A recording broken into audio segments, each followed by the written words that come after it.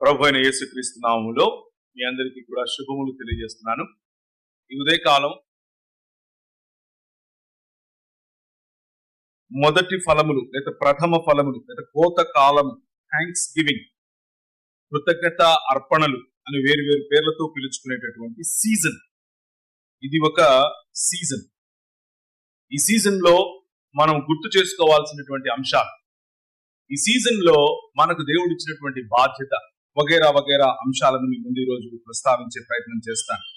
నాకు ఇవ్వబడిన సమయంలో ప్రభువును ఆరాధిస్తూ మీతో కలిసి ప్రభువును మహిమపరచడానికి దేవుడు నాకు ఇచ్చినటువంటి ఈ మంచి సమయాన్ని బట్టి ప్రభువుకు, అలాగే నన్ను ఆహ్వానించినటువంటి సంఘ పెద్దలకు, ముఖ్యంగా పొటెన్షియల్ యూత్ ఎంబీ యెరూషలేం చర్చ్ కి సంబంధించిన పొటెన్షియల్ యూత్ వారి నాయకత్వం నన్ను ఆహ్వానించినందుకు వారికి కూడా కృతజ్ఞతలు తెలియజేస్తున్నాను. కీర్తనలు 65 అలాగే కీర్తనలు 67 ఈ రెండు కూడా దేవుడు ఇచ్చినటువంటి, దేవుడు విత్తిన, దేవుడు మనకిచ్చిన పంట. ఆ పంటను కోసి ఆయన మందిరములో మనము ప్రవేశిస్తూ ఎలా ఆనందించాలి అన్న విషయాలను మనకు తెలియజేస్తాయి. అలాగే మనం ముఖ్యముగా వాక్యంలోనికి వెళ్ళటానికి ముందుగా అసలు ఈ పండుగ వెనుకున్నటువంటి ప్రధానమైన లక్ష్యము ఏమిటి అని చూసే ప్రయత్నం చేద్దాం. ద్వితీయోపదేశ కాండము 16వ అధ్యాయాన్ని మీరు చూసినట్లయితే 7 వారములను నువ్వు లెక్కింపవలను, పంట వేసి పైన కొడవలి మొదటి వేసినది మొదలుకుని 7 వారములు లెక్కించి నీ దేవుడైన యెహోవాకు వారముల పండుగ ఆచరించుటకై నీ చేతనైనంత స్వేచ్ఛార్పణము సిద్ధపరచవలను. నీ దేవుడైన యెహోవా నిన్ను ఆశీర్వదించిన కొలది దానిని ఇవ్వవలను. అప్పుడు నీవును, నీ కుమారుడును, నీ కుమార్తెయును, నీ దాసుడును, నీ దాసియును, నీ గ్రామములో ఉన్న లేవీయులను, నీ మధ్యనున్న పరదేశులను, తల్లిదండ్రులు లేని వారులు, విధవరాండ్రును, నీ దేవుడైన యెహోవా తన నామమును స్థాపించుటకై ఏర్పరచుకున్న స్థలమున నీ దేవుడైన యెహోవా సన్నిధిని సంతోషించవలను. నీవు ఐగుప్తులో దాసుడవై ఉండిన సంగతిని జ్ఞాపకం చేసుకుని ఈ కట్టడలను ఆచరించి జరుపుకొనవలను. ప్రియమైనటువంటి దేవుని సంగమా, ఈ పండుగ లేకపోతే ప్రభువు మనకిచ్చినటువంటి ఈ కట్టడ వెనక ఉన్న ప్రధాన లక్ష్యం ఆనందించటం. ప్రధాన లక్ష్యం ఒక సమాజముగా, ఒక కమ్యూనిటీగా దగ్గరికి వచ్చి ఉత్సహించటం. ఉత్సాహం, ఆనందం అన్నది ఆరాధన. ఆరాధన అనంటే లేచి నిలబడి పాట పాడటం మాత్రమే కాదు. ఆరాధన జీవన విధానం. ఆరాధన ఇవ్వటం, ఆరాధన విధవరాండ్రును, ఆరాధన తండ్రి లేని వారిని, ఆరాధన పొరుగు వారిని, ఆరాధన పరదేశులను, ఆరాధన దాసులను, దాసీలను, ఆరాధనలో భాగముగా వీరందరినీ ఆశీర్వదించటానికి, అందరితో కలిసి ఆనందించటానికి ప్రభువు ఏర్పరిచినటువంటి ఆరాధన క్రమం ఈ కోతకాలపు పండుగ, లేకపోతే ఈ కృతజ్ఞత అర్పణల పండుగ. ఈ పండుగను మన సంఘాలలో 200 పైచిలుకు సంవత్సరాల నుంచి చేసుకుంటూ ఎందుకు వస్తున్నాము అనంటే, క్రైస్తవ సమాజానికి ఉన్నటువంటి ఒక ఆశ, లేకపోతే క్రైస్తవ సమాజానికి ఉన్నటువంటి ఒక నిరీక్షణ. మనము ఈ రోజు ఏర్పరచబడినటువంటి వాక్య భాగాన్ని మనం చదువుకున్నలాగున మనకు మానవుల కోత ఒకరోజు పండుతుంది, మానవుల పైరు ఒకరోజు పండుతుంది. మానవులు సంపూర్ణ మానవత్వంలోనికి, బాగా పరిపక్వము చెందినటువంటి మానవత్వంలోనికి ఒకరోజు వెళతారు. అలా వెళ్ళటానికి ప్రథమ ఫలముగా అనగా పునరుత్థాన శరీరమును సంపాదించినటువంటి, మరణాన్ని జయించినటువంటి మానవుడిగా లేచిన ప్రభు అయిన యేసు క్రీస్తు ప్రథమ ఫలం. ఆ ప్రథమ ఫలము మన ఎదుట కనిపిస్తూ ఉండాలి. ఆ ప్రథమ ఫలమును పురస్కరించుకుంటూ, అంటే ఒకానొక రోజు ఇప్పుడు మనం ఏ బాధల గుండా వెళుతున్నాము, ఇప్పుడు మనం ఏ కన్నీటి గుండా వెళుతున్నాము, ఇప్పుడు మనము ఏ సంబంధాలలో పొరపచ్చాల గుండా వెళుతున్నాము, ఇప్పుడు మనము ఏ లేమి గుండా వెళుతున్నామో, ఇప్పుడు మనము ఇతరుల కోసం ఏ విధంగా పరితపిస్తున్నామో, వాటన్నిటి యొక్క సారాంశం, వాటన్నిటి యొక్క చరమగీతం ఒక రోజు రాబోతోంది. అది ఏ కరోనా, లేకపోతే ఏ బ్యాక్టీరియా, లేకపోతే ఏ మరణము తాకనటువంటి శరీరము అనే కోత పోయబోతున్నాడు ప్రభు. ఆ కోతకు ప్రథమ ఫలము ప్రభు అయిన యేసు క్రీస్తే. ఇది క్రైస్తవ సంఘము ప్రకటిస్తూ వస్తున్నటువంటి సువార్త. క్రైస్తవ సంఘము ప్రకటిస్తూ వస్తున్నటువంటి సువార్తలో ఉన్న ప్రధానమైన, కీలకమైన, దేవుని రాజ్యమునకు సంబంధించినటువంటి అతి ప్రాముఖ్యమైన విషయం ఏమిటి అంటే పునరుత్థానం. అందుకే ఈ పునరుత్థాన దినాన మన ఎదుట పెట్టినటువంటి బలలో ఆయన శరీరాన్ని చూస్తూ, ఆయన రక్తమును తాగుతూ, ఆయన పొందినటువంటి పునరుత్థానములో భాగస్థులమై ఆయన జీవన విధానాన్ని జీవిస్తూ మనము పరదేశులకు, విధవరాండ్రకు, తల్లిదండ్రులు లేని వారికి, పిల్లలకు, పెద్దలకు, దాసులకు, దాసీలకు మన దగ్గర ఉన్నదాన్ని స్వేచ్ఛార్పణముగా, మన దగ్గర ఉన్నదాన్ని చాలా సంతోషముగా పంచుకోవటానికి, విశ్వ మానవ జీవన విధానాన్ని ప్రజలకు చేరవేయటానికి మనం ఈ పునరుత్థాన దినాన కలుసుకుందాం. సో ఇది కేవలము ఒక ఆచారయుక్తమైనటువంటి పండుగను, మిగిలిన వారు ఇదంతా పాత నిబంధనలో యూదులు చేసేది, మనం చేసేది కాదు అని అనుకుంటూ ఒకవేళ ఆలోచిస్తే అది తప్పు సుమా. పండుగలు లేకపోతే ప్రభువు ఇచ్చినటువంటి ఈ ఉత్సాహధ్వనితో చేసుకోవాల్సినటువంటి పండుగలు ఇవన్నీ కూడా సమాజోద్ధరణ కోసం, సమాజంలో ఉన్న పేదల కోసం, సమాజంలో ఉన్న ప్రజల కోసం కొన్ని విషయాలు ఈ ఉపోద్ఘాతం తర్వాత దేవుని వాక్యంలో నుంచి మీకు చూపించాలి అని అనుకుంటున్నాను. మీలో ఎవరైనా తెలుగు స్పష్టంగా చదివేవారు ఉంటే మైక్ తీసుకోండి, నేను చెప్పింది గట్టిగా చదవటానికి ప్రయత్నం చేయండి. నేనే తీసి చదువుతూ ఉన్నాను అనుకోండి, సమయం అయిపోయే అవకాశం ఉంది. కాబట్టి మీకు చక్కగా తెలుగు చదివేవారు మాత్రమే తీసుకోండి. అయితే దేవుడు మానవుడిని తన స్వరూపము, తన పోలిక చొప్పున చేసిన తర్వాత ఆదికాండం 2వ అధ్యాయం 15వ వచనంలో ఒక చక్కటి మాట చెప్పాడు. ఆదికాండము 2వ అధ్యాయం 15-16 చదవండి. మరియు దేవుడైన యెహోవా ఈ తోటలోనున్న ప్రతి వృక్ష ఫలములను నరుని తీసుకుని, అది ఎక్కడ 16లో ఉందా 14లో ఉందా? నరుని తీసుకుని ఏదెను తోటలో సేద్యపరచుటకును, ఏదెను తోటను సేద్యపరచటానికి కాచుటకును దానిలో ఉంచాడు.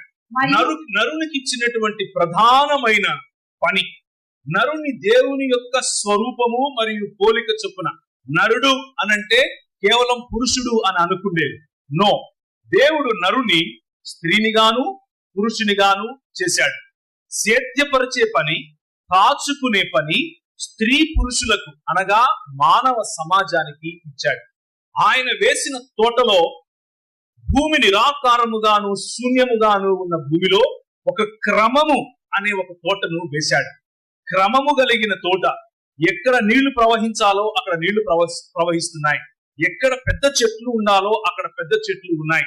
ఎక్కడ పక్షులకు అవి ఆశ్రయం ఇవ్వాలో అక్కడ ఇస్తున్నాయి. ఎక్కడ జంతువులు సుభిక్షంగా ఉండాలో అక్కడ ఉంటున్నాయి. వాటి మధ్యలో, ఆ క్రమము మధ్యలో మనుష్యుని అనగా నిన్ను నన్ను ఉంచి ఆయన అంటున్నాడు, దీన్ని సేద్యపరచు. ఆల్రెడీ వేసిన తోటలో నేను సేద్యపరిచేది ఏముంటుంది? కొత్తగా ఆ క్రమమును ఫలింపచేయాలి, ఆ క్రమమును విస్తరింపచేయాలి, ఆ క్రమమును అభివృద్ధి చెందించాలి, ఆ క్రమము చేత భూమిని నిండించాలి, ఆ క్రమము కారణముగా అందరినీ ఏలాలి. ఇది ఆయన మనిషికి ఇచ్చినటువంటి వొకేషన్, మనిషికి ఇచ్చినటువంటి బాధ్యతతో కూడిన ఆశీర్వాదం. ఈ బాధ్యతతో కూడిన ఆశీర్వాదాన్ని మనిషికిచ్చి నువ్వు సాగు చేయి అని అన్నాడు, కష్టపడి పని చేయి అని అన్నాడు. ఆ కష్టపడి చేసిన పని యొక్క ఫలమును, ఆయన ప్రథమ ఫలమును నా దగ్గరికి తీసుకుని వచ్చి ఉత్సాహంగా దాన్ని సెలబ్రేట్ చేసుకో అని చెప్పాడు. Celebration is a form of worship. పండుగ ఆరాధనలో ఒక భాగం. పండుగ ఆరాధన క్రమములో ఒక మంచి భాగం. ఆ పండుగ నాకు, నా కుటుంబానికి, నా ప్రజలకు అన్నది కాదు. పండుగలు ఇతరుల కొరకు కూడా. మనం చదివినట్లుగా కొన్ని విషయాలు ఈ పండుగను ఉద్దేశించి దేవునికి ఉన్నటువంటి ఆలోచనను మీ ముందుంచే ప్రయత్నం చేస్తాను. నిర్గమాకాండము 23వ అధ్యాయము 14 నుంచి చదవాలి. సంవత్సరమునకు 3 సార్లు నాకు పండుగ ఆచరించండి. పులియని రొట్టెల పండుగను ఆచరించాలి. నేను నీకు ఆజ్ఞాపించినట్లు అబీబు నెలలో నీవు ఐగుప్తులో నుండి బయలుదేరి వచ్చితివి కనుక ఆ నెలలో నియామక కాలమందు 7 దినములు పులియని రొట్టెలను తినాలి. నా సన్నిధిని ఎవడును వట్టి చేతులతో కనపడకూడదు.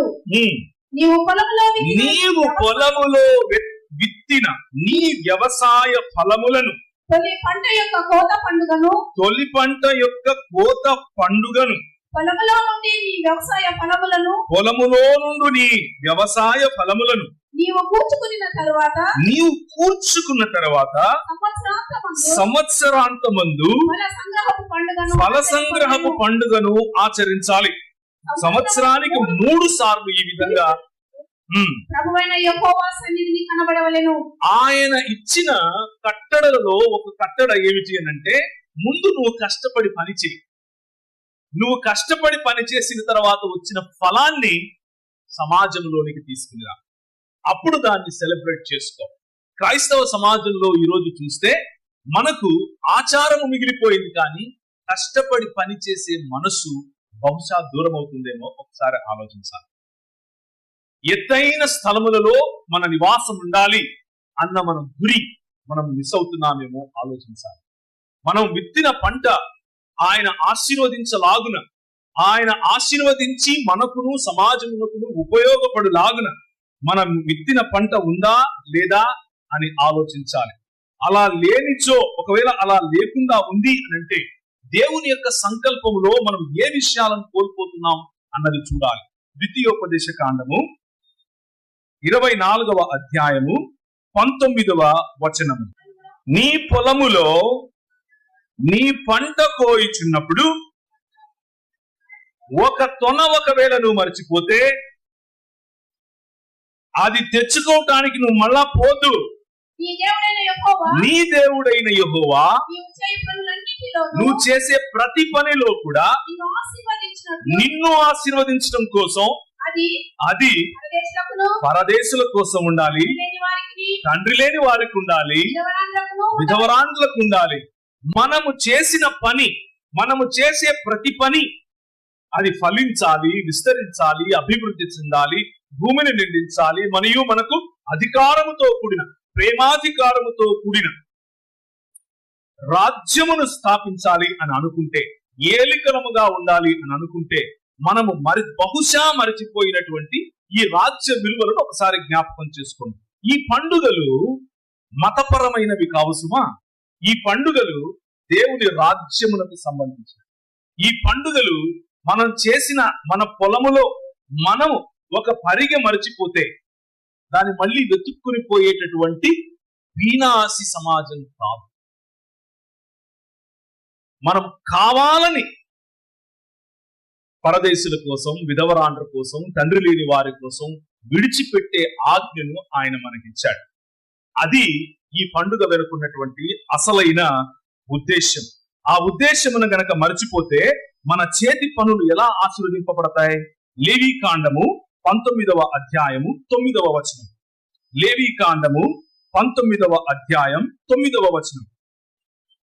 నీ ఫల వృక్షముల తోటలో రాలిన పండ్లను ఏరుకోవద్దు.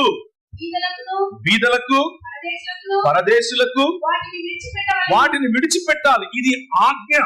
ఇది మనకు ప్రభువిస్తున్నటువంటి పని.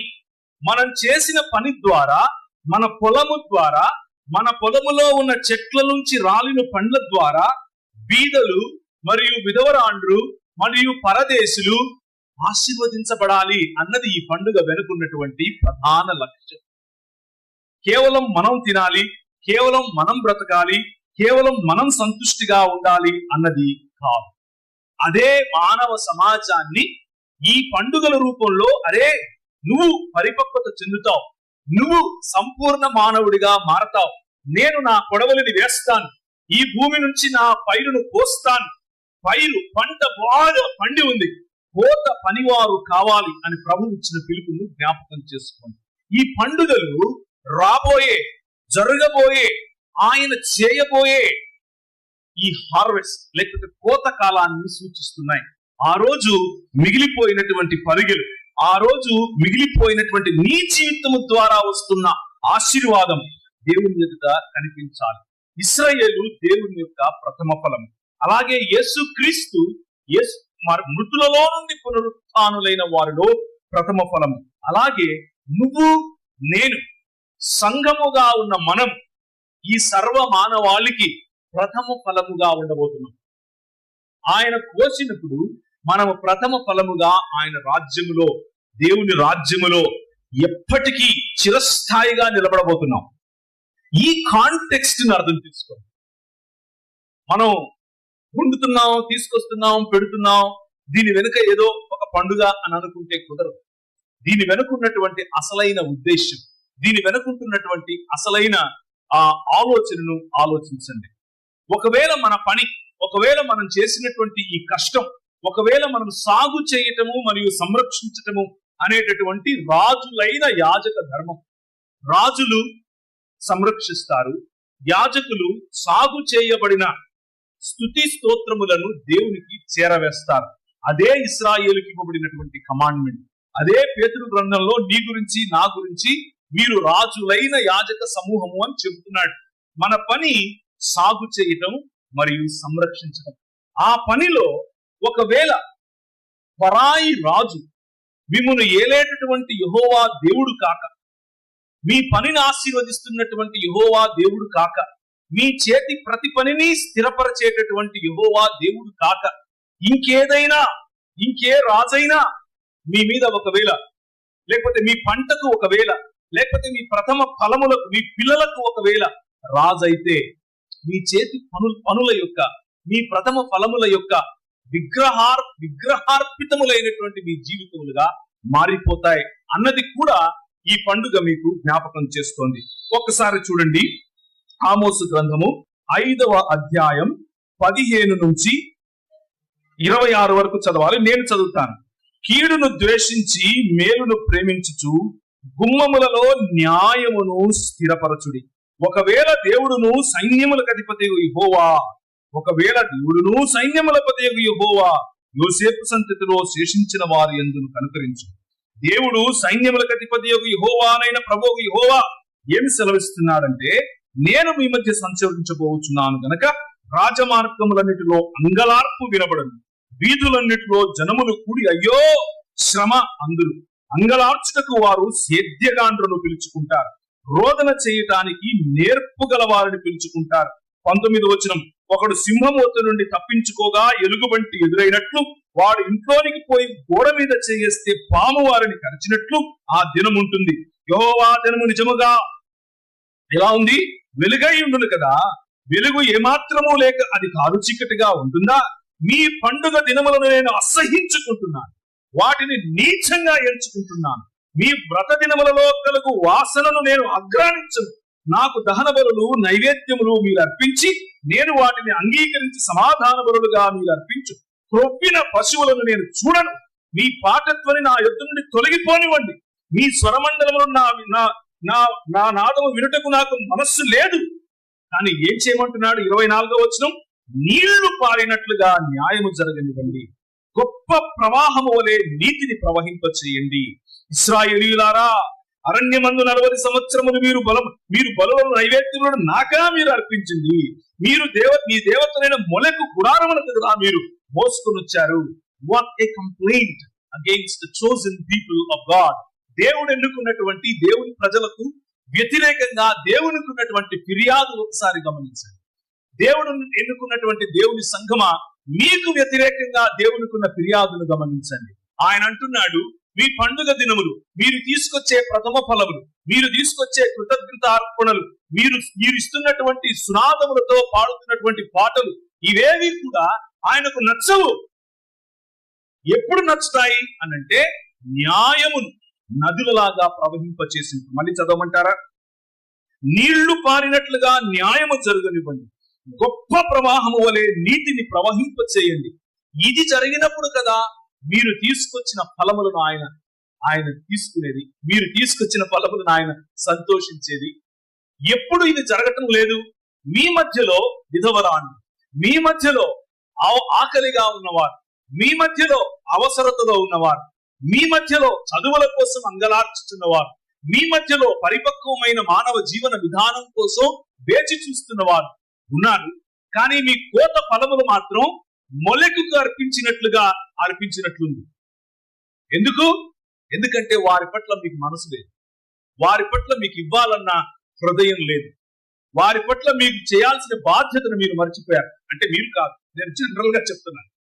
ఇశ్రాయేలీలతో ఈ ప్రభువు చేస్తున్నటువంటి కంప్లైంట్, ఐ డిస్పైజ్, నేను ఐ హేట్ ఇట్, నాకు ఈ పండగలంటే ఇష్టం లేదు. మీరు బాగా సీలు అనుకొని కూర వండుతున్నారే, ఆ వాసన అంటే నాకు పడట్లేదు. ఎందుకంటే పక్కనోడు తిన్నాడో లేదో మీకు స్పృహ లేదు. And do you think by bringing these offerings you can please God? దేవుడికి దగ్గరకు తీసుకొని వచ్చి ఇదిగో నేను ఇచ్చేసాను, ఒక 500 వేసాను, ఒక 600 వేసాను, ఒక 1000 రూపాయలు వేసాను, కోడిని ఇచ్చాను, అది ఇచ్చాను, ఇది ఇచ్చాను. God hates it. ఆయనకి ఇష్టం ఉండదు. ఆయనకి ఇష్టమైనది ఏమిటి అని అంటే పేదలను కనికరించడం. కనికరము లేని నీ పండుగలు ఆయనకి ఇష్టం. కనికరము కలిగినటువంటి చిన్న పాటను సైతం ఆయన చాలా ఆనందముతో చేస్తాడు. ఆరాధనతో కూడిన పండుగలు ఆయనకు ఇష్టముండవు. ఇదే 5వ అధ్యాయం 26లో నేను చదివినట్లుగా, మీరు మీ దేవత అయిన మెలకు గుడారమును, మీరు పెట్టుకున్న విగ్రహములను, పీఠములను మీరు మోసుకొని వచ్చింది కదా. మనసులో విగ్రహములు ఉంచుకొని, మనసులో ఆయన కట్టడలను మీరి, మనసులో విగ్రహారాధన చేస్తూ, మనసులో మీ కులమనే విగ్రహారాధన, మనసులో పొరుగు వాని పట్ల హేయభావం కలిగిన విగ్రహం, మనసులో ఒకడికి పంచనటువంటి వినాశితనం అనే విగ్రహం, మనసులో నావాడు కాదు అన్న తారతమ్యం అనే విగ్రహం, మనసులో మతం అనే విగ్రహం, మనసులో ఇలాంటి ఎన్నో విగ్రహాలు, ధనం అనే విగ్రహం, గర్వం అనే విగ్రహం, వీటిని పెట్టుకొని వాటికి అర్పించినట్లుగా చూపించుకోవటం కోసం అర్పిస్తే, ఒకరోజు ఇలాంటి సమాజ మందిరంలోనే అందరూ కూర్చుని ఉన్నారు. అర్పణల పండుగ వచ్చింది. ఒక ఆయన మంచిగా ఏకోదు ధరించినటువంటి వ్యక్తి, యాజకులు లాంటి వాడు ఇలా వచ్చాడు నడుచుకుంటూ, అందరికీ చూపిస్తూ పల్లెల్లో ఆయన తీసుకొచ్చినటువంటి కాసులు, ఆయన తీసుకొచ్చినటువంటి బంగారం, ఆయన తీసుకొచ్చినటువంటి అర్పణలు అందరికీ చూపిస్తూ ఇలా వచ్చి ఇలా పెద్దగా పోశాడు. కానీ ఒక ఆమె లేచింది, నడుచుకుంటూ మెల్లిగా వణుక్కుంటూ, ముసలావిడ, భర్తను కోల్పోయిన స్త్రీ, విధవరాలు, ఇప్పుడు ఆ రేపా అన్నట్లుగా ఉంది. అలా నడుచుకుంటూ వచ్చి కానుకల పెట్టెలో తనకున్న ఒక చిన్న కాసు వేసింది. ప్రభు అయిన యేసు ఆమెను చూసి అన్నాడు, ఈమె అతని కంటే చాలా ఘనమైన. Look at your heart. మీ హృదయాన్ని ఒకసారి చూడండి. ఒకరోజు కోతకాలం రాబోతుంది. సంపూర్ణ మానవత్వాన్ని ఆయన పోయబోతున్నాడు. ఆ కోతకాలములో ఆయన కొడవలి మీ మీద పడినప్పుడు మీరు చూపించుకొని వేసిన కానుకలతో ఉంటారా, లేక ఈ విధవరాలిని కోరినటువంటి కానుకలు కలిగిన వారై ఉంటారా? ఈ కానుకలను ఇచ్చిన వారై ఉంటారా? దేనిని ఇస్తే ఆయన